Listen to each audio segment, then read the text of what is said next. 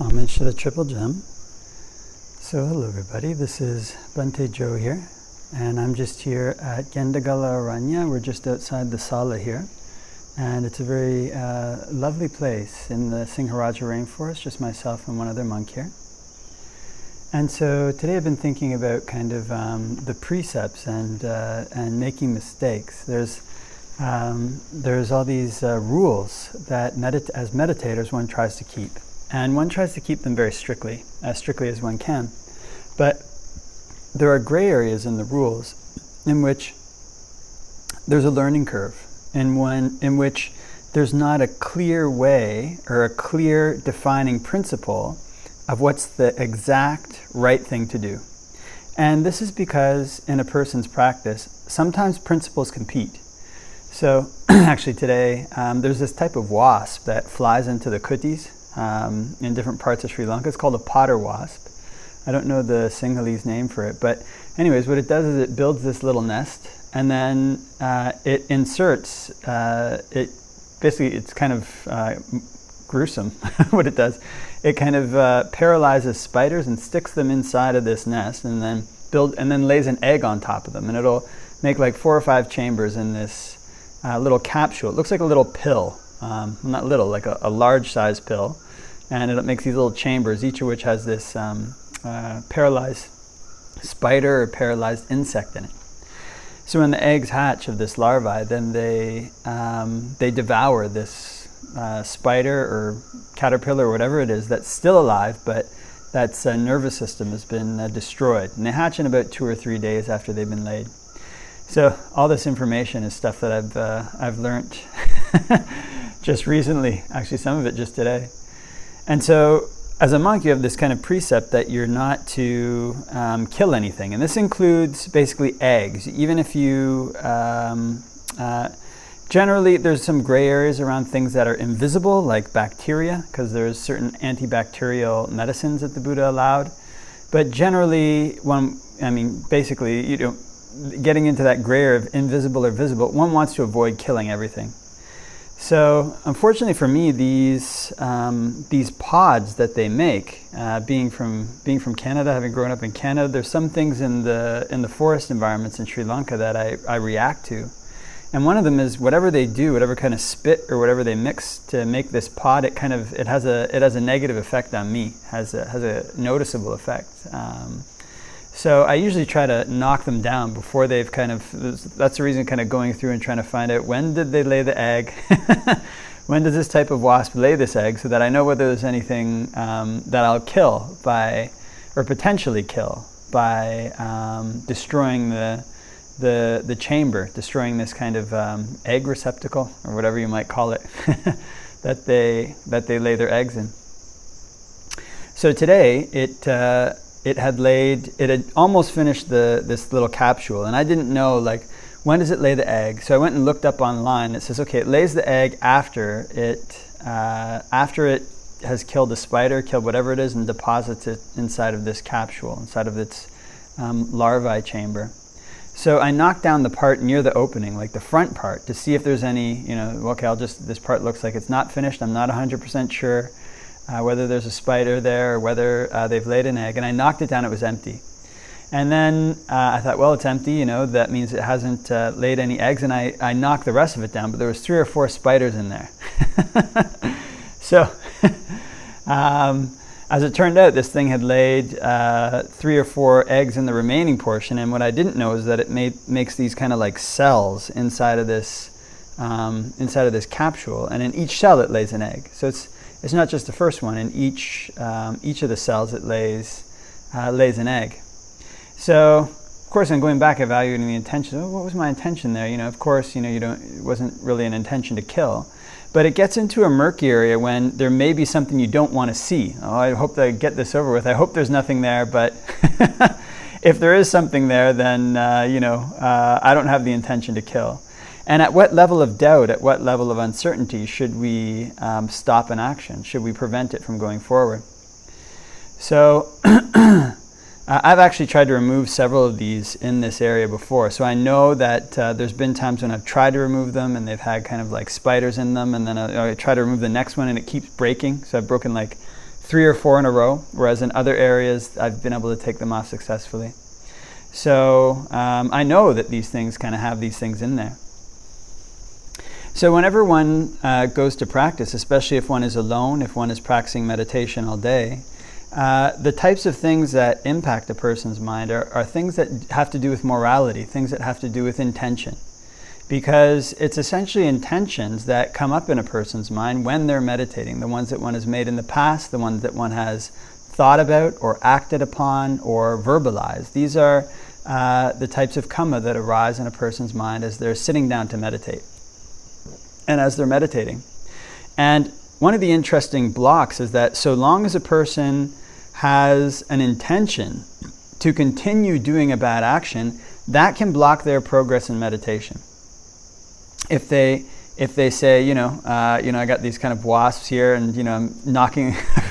I think that's the 4th one I've tried to remove. The first one I tried to remove, it exploded, and then there was 3 under this chair. I tried to carefully chisel them. Each of them exploded, except one exploded halfway. So then I went up and looked up whether or not you could rescue them, and made this kind of origami box to to try to rescue the pieces of this nest. But at a certain point, it becomes a question of, is this a matter where I'm being heedless? I've already, all these wasp nests have broken 3 or 4. In this case, it gets into a little bit more of a gray area. But is there something that I'm trying not to see? I want the convenience of not having the wasp there. And am I not being careful enough in my investigations, in my deliberations? Am I not having enough of a sense of shame and fear of wrongdoing? So if one actually tries to hide things from oneself, like this was my intention, I don't want to see it, put that away, I want the wasps gone, I don't want this allergic reaction, I'm just going to knock them down anytime I see them. Or, if there's a slight pretext, it's like one part of the mind is looking away, the other part is like, oh, this is really what I'm going to do, and just knock them down. That is something that will block a person's progress in meditation. And if they're alone, if they're spending most of their day alone, it's something that can cycle in the mind, can be very negative. So there's a sutta in which a monk goes up to a flower and he smells the flower, and a devata, I think it's a devata, appears to him and says, "You stole the scent of that flower." And he says, "What do you mean I stole the scent of the flower?" And they have this kind of, a little bit of a back and forth, I guess, and maybe one line or 2 lines. And anyways, the sutta there ends with the deva saying, or towards the end, the deva saying, when a person is basically practicing, then a very, very small immoral act seems to them as large as a cloud. And clouds were some of the largest things that you could find in ancient India. They covered the whole sky, right? It's kind of as large as a cloud. So when one comes to meditate, when one is alone, these very small intentions or small ways in which one might not want to look, one might want a convenient option, one might not want to totally see what the intentions behind one's actions are. They're actually they seem small, but they can be like a thorn in one's foot or a sliver in one's foot. You see these kind of slivers, they're extremely small, but if you get a sliver in your foot when you're walking or hiking or something like this, it can stop your hike or kind of make it very difficult. And if you don't take care of it, if you don't remove the sliver, that very small thorn, that very small sliver will fester, and it will make it difficult to walk. So you have to be very careful to actually, as a monk, if you get these things, usually we have sewing needles, and what you can do is you can take a sewing needle and kind of remove the skin around where you think the sliver is. First you kind of run your hand like this a little bit in light way. You feel where the pinprick is, and then you look for the little opening. Sometimes they're very, very small. And you have to kind of carefully make a break in the skin, and then you can remove this sliver, sometimes which are barely visible, but which can cause a lot of pain. So in a similar way, when one comes to meditate, the precepts or the morality in general isn't necessarily, it's not like something that you just get over with, like it's a basic thing. What it involves is the quality behind a person's intentions, and it's something that one has to continually evaluate. It's something that one has to be careful to evaluate and be careful to keep balanced. So actually when I was a young monk, I used to really like to follow the Vinaya. I like to study it. But I I would get very kind of like anxious or nervous, and I would always be like really far back from the line, which is good in a way. But in other ways, I didn't do things that were reasonable, or I would do things in such a way that it was very uncomfortable or difficult for myself and other people. Although in line with the Vinaya, although it wasn't breaking any rules, it was actually being strict in following them. So Ajahn Chah has this phrase, true but not right, right but not true. So true here being the keeping of the precepts, right being the intentions behind them, or the way in which one is doing things. So it's always this kind of balancing game with one's intention so that they're both true and they're right. So in the case of these wasps, actually, there's no offense in terms of any Vinaya rules. I mean, that's clear. But these kind of things come up, and the question is, that may be true, but is it right? Is the intention behind this right? Is there something that I'm trying to hide from myself? Is this part of a larger pattern of behavior? So although that deals with the 5 precepts, that deals with actually killing animals, and it's a pachitya in the Buddha's teachings. And I mean, if you study the Vinaya enough, you can be like a bit of a lawyer, and you know when you have an offense, and you can have a pretty good idea when you have an offense and when you don't. But that's one thing. The other thing is what the impact is on your mind.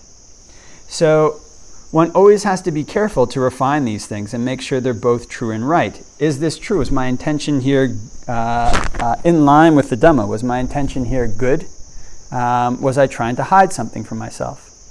I actually got this kind of question on Discord, I think it was just yesterday, a couple days ago, about delusion. And this is one of the ways in which delusion operates. When a person wants something convenient, and they turn a part of their mind away to what they're really doing to get the convenient thing. And this is one of the ways that delusion can take root in the mind and affect a person's meditation. On the other side, there can be a flip side to that. So, for example, this wasp nest, it makes me allergic. So if I was so strict or so focused, or so wanted to be so far back from the line with the rule, I might not try to remove them at all, and then I might end up with illness or other health issues because of this. So that's the other side of the line of the precepts, is anxiety. One side is complacency, a complacency that borders on delusion. Another side is anxiety. This anxiety also borders on delusion.